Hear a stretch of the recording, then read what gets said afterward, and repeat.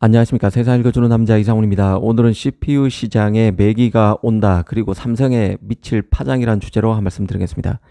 올해인 2024년 PC 시장의 최대 하두는 AI PC입니다.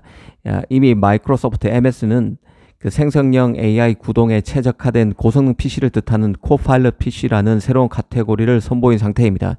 사실 CPU 시장을 전반적으로 개괄해 보면 이 초미세 공정을 통한 프로세서 칩 양산의 어려움으로 인텔이 계속 흔들리고 있고, 이 과정에서 애플, 퀄컴 등 유력 팹리스들이 인텔 그늘에서 벗어나서 강력한 자체 칩을 내놓고 있습니다.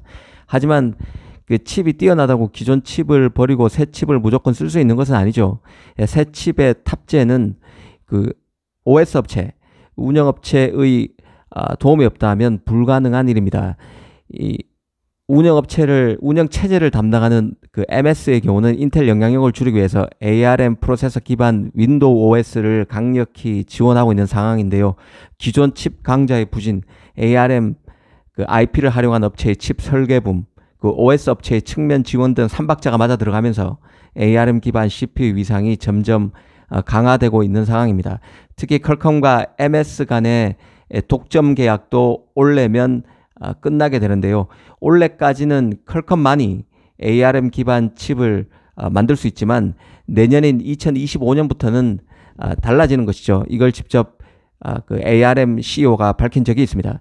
이 정리하면 2024년은 CPU 부분에서 변곡점과 같은 해입니다.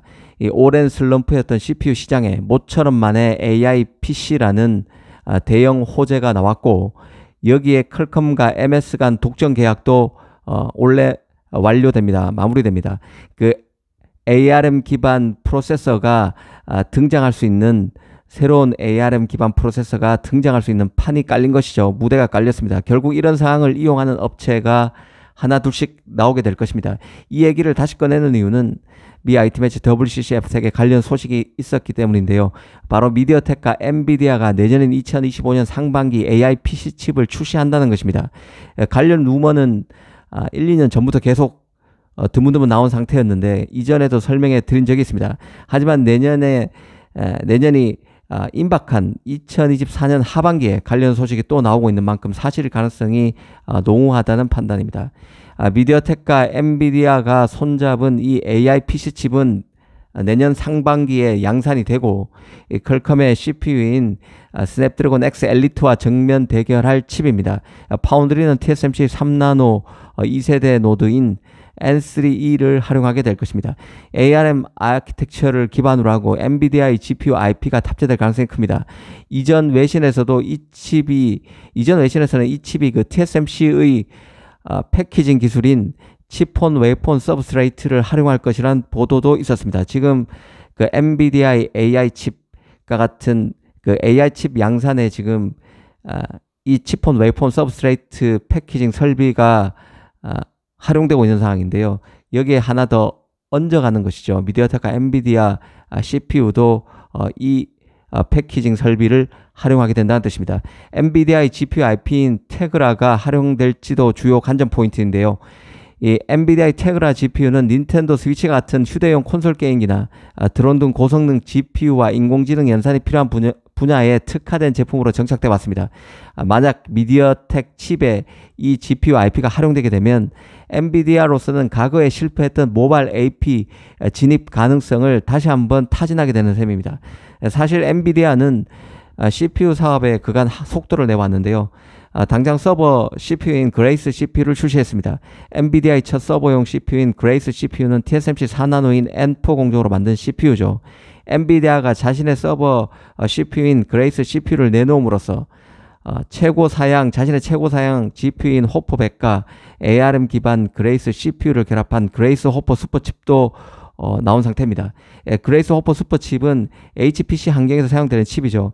엔비디아로서는 고급 사양 기업용 서버용 CPU격인 그레이스 CPU, 그리고 그레이스 호퍼 슈퍼칩을 내놓은 상황에서 이 개인용 CPU 시장까지 미디어텍과의 연합으로 이 시장까지 외연을 확장하는 것으로 이해하시면 될 것 같습니다. 엔비디아로서는 AI 칩 시장을 장악한 상황에서 이번 칩을 내놓게 되면 온 디바이스 AI 시장에서도 위상을 넓히기 위한 방안 마련에 나섰다고 볼 수 있을 것입니다.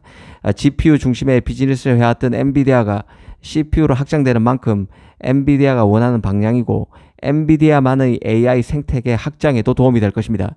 미디어텍도 AP와 노트북에 치중돼 있던 미디어텍 입장에서도 노트북에서 사업 확장을 더 깨알 수 있는 계기가 될 것입니다.